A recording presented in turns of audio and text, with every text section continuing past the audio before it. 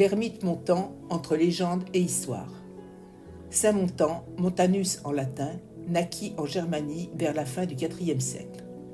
D'une famille noble et illustre, il fut formé dès sa plus tendre enfance à la piété et à la pratique des vertus chrétiennes. Devenu orphelin, il distribua sa fortune aux pauvres et décida d'aller en Lorraine pour y vivre dans la solitude et le dénouement. Il y passa la plus grande partie de son temps en prière, contemplation et pénitence. Une voix céleste lui dit d'aller rencontrer le comte de Laon et son épouse et de leur annoncer qu'ils allaient avoir un fils qui deviendrait un jour Saint Rémy, évêque de Reims. C'est ce qu'il fit. Sa réputation de sainteté augmentant de jour en jour, Montan, craignant de ne plus pouvoir vivre dans la solitude, quitta la Lorraine et partit à la recherche d'un endroit encore plus retiré. Il se dirigea vers le midi de la France et décida de s'installer au fond d'une vallée étroite et inhabitée, appelée plus tard le Val-Chaud ou la Sainte-Baume. Il y avait de l'eau, calme et solitude à l'époque, et un abri dans une grotte. Au début, tout se passa comme prévu dans la solitude, au rythme des prières, de la contemplation et de la pénitence. Puis un jour, des chasseurs découvrirent sa présence et de retour chez eux, répandirent la nouvelle de l'existence d'un saint ermite dans la colline. À nouveau, la renommée de Montan se répandit jusqu'à parvenir aux oreilles de Saint Rémy, devenu, conformément à la prédiction, évêque de Reims. Celui-ci décida alors de venir voir Montan et, au passage, l'invita l'évêque de Viviers à venir avec lui. Le chemin étant trop difficile, ils ne purent monter jusqu'à la grotte où s'abritait Montan, et leur rencontre a eu lieu à l'endroit où sera construite bien plus tard la chapelle de Saint-Samantha. Quelque temps après, on proposa à Montan de devenir évêque de Viviers, ce qu'il refusa. De plus en plus de visiteurs venaient le voir, troublant sa solitude. Il décida alors de partir discrètement et retourna dans le diocèse de Laon, et il poursuivit sa vie d'ermite jusqu'à son décès en l'an 497.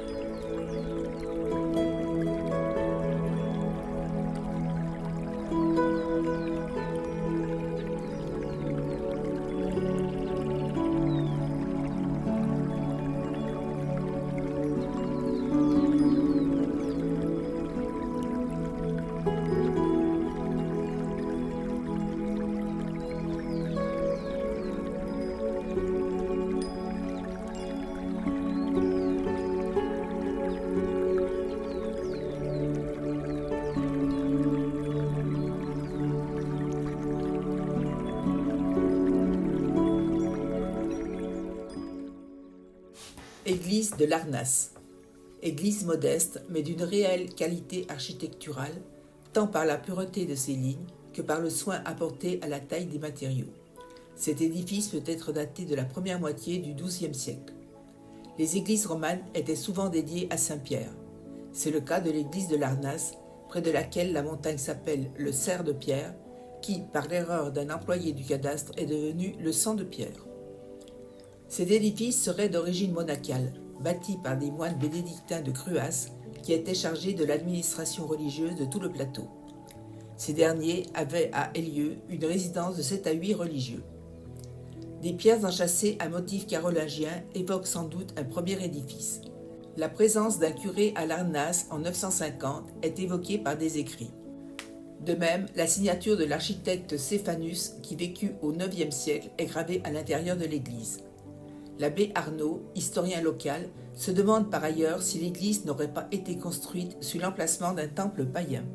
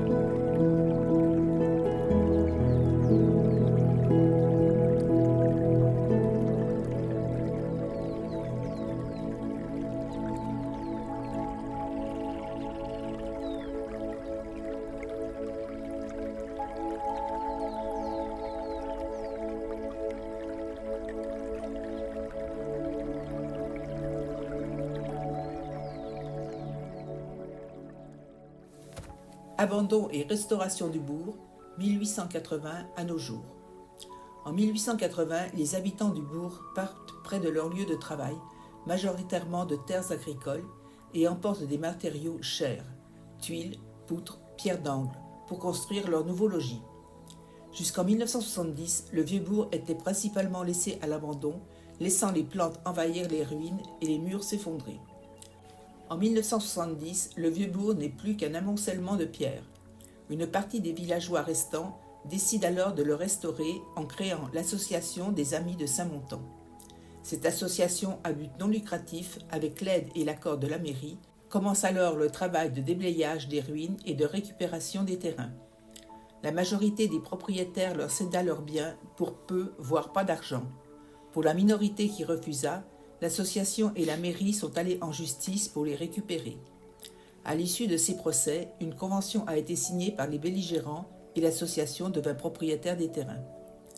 L'association effectua en parallèle et avec l'aide d'historiens bénévoles la recherche de documents décrivant le bourg avant son abandon. Cartes, croquis, plans. À la suite de cela, l'association eut la totalité des documents nécessaires pour reconstruire l'ensemble du bourg à l'identique. Depuis 1970, plus de 10 000 bénévoles ont œuvré sur les chantiers pour reconstruire le tout. Les maisons reconstruites sont ensuite louées à des particuliers par l'association et l'argent récolté sert à financer les chantiers suivants. Le financement vient majoritairement de l'association, ne pouvant recevoir d'aide de l'État car aucune partie du village n'était classée.